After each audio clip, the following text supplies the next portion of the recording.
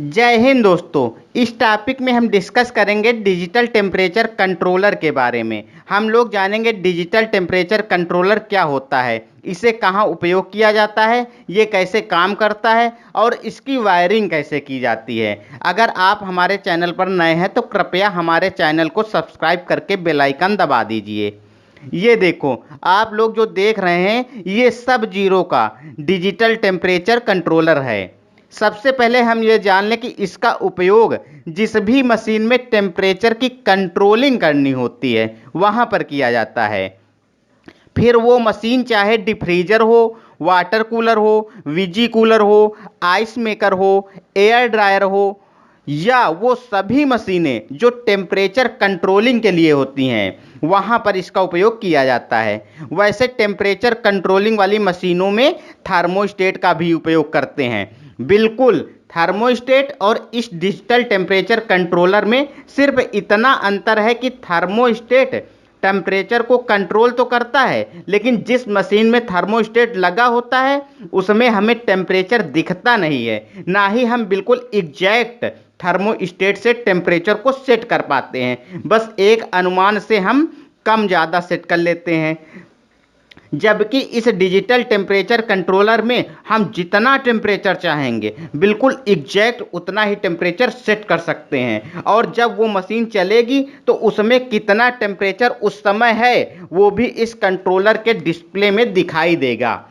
इसीलिए इसे digital temperature controller कहते हैं। अब आप लोगों के मन में एक बात और आ रही है कि क्या इस टेम्परेचर कंट्रोलर को एसी में यूज कर सकते हैं? तो इसका जवाब है नहीं, क्योंकि इस टेम्परेचर कंट्रोलर से हम सिर्फ टेम्परेचर की कंट्रोलिंग कर सकते हैं, जबकि एसी में और भी कंट्रोलिंग होती हैं, जैसे फैन स्पीड की कंट्रोलिंग, फ्लैप स्विंग की कंट्रोलिंग।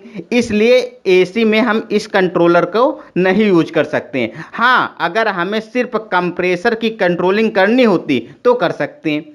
अब देखेंगे इसकी वायरिंग कैसे करेंगे।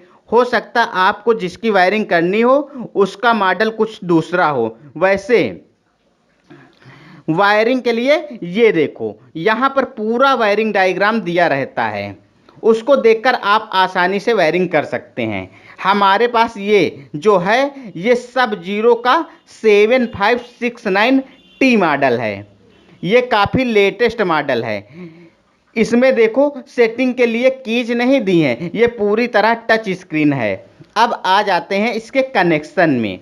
ये देखो हमें कुछ पॉइंट दिख रहे हैं, इसमें लिखा है जो पॉइंट नंबर 1 और पॉइंट नंबर 2 है, इसमें प्रोब लगाना है। प्रोब इसको बोलते हैं, इस टेम्परेचर सेंसर को। तो इस टेम्परेचर सेंसर को इसके पॉइंट नंबर 1 और 2 में लगा देते हैं, पॉइंट नंबर 1 और पॉइंट नंबर 2 में।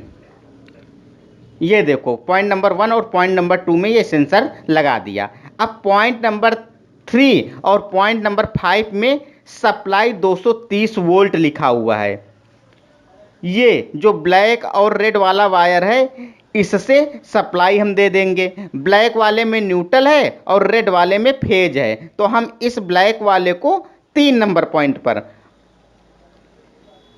और इस रेड वाले को 5 नंबर पॉइंट पर जोड़ दे रहे हैं। ये देखो पावर सप्लाई भी मैं 3 नंबर और 5 नंबर पॉइंट में जोड़ दिया हूँ। भाई अभी न्यूट्रल फेज हमने आइसोलेट करके रखा है, आप भी बड़ी सेफ्टी से करिएगा।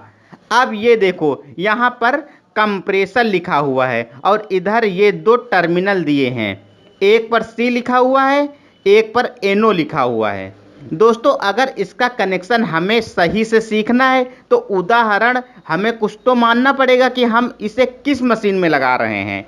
तो हम मान लेते हैं हम इसको डिफ्रीजर में लगा रहे हैं। किसमें? डिफ्रीजर में लगा रहे हैं। डिफ्रीजर में एक कंप्रेसर होता है और एक कंडेंसर मोटर होता है। उस कंप्रेसर और कंडेंसर मोटर को चलने के लिए 230 वोल्ट न्यूट्रल और फेज की ज़रूरत होती है। तो सबसे पहले हम इस न्यूट्रल को जो मैंने इस कंट्रोलर में दिया है, इस न्यूट्रल को इसी से लूपिंग करते हुए डिफ्रीजर के कंप्रेसर और कंडेंसर मोटर में दे देंगे। जो कंट्रोलर के 5 नंबर पॉइंट में फेज दिया हूँ, इसी को लूप करके इसी फेज को कंट्रोलर में जो सी वाला टर्मिनल है उसमें जोड़ देंगे। जो कंट्रोलर का एनो वाला टर्मिनल है, कौन सा? एनो वाला, ये वाला टर्मिनल है, इसको हम एक वायर से जो डिफ्रीजर का कंप्रेसर और कंडेंसर मोटर का फेज देना था उसी में जोड़ देंगे। दोस्तों, अब कंप्रेसर और कंडेंसर मोटर को न्यूट्रल डायरेक्ट मिल गया है और फेज कंट्रोलर से कंट्रोल होते हुए मिल रहा है। बस इस टेम्परेचर कंट्रोलर की वायरिंग कंप्लीट हो गई है। इस कंट्रोलर में प्रोग्रामिंग कैसे की जाती है उसका दूसरा वीडियो बनाकर अपलोड कर दूंगा।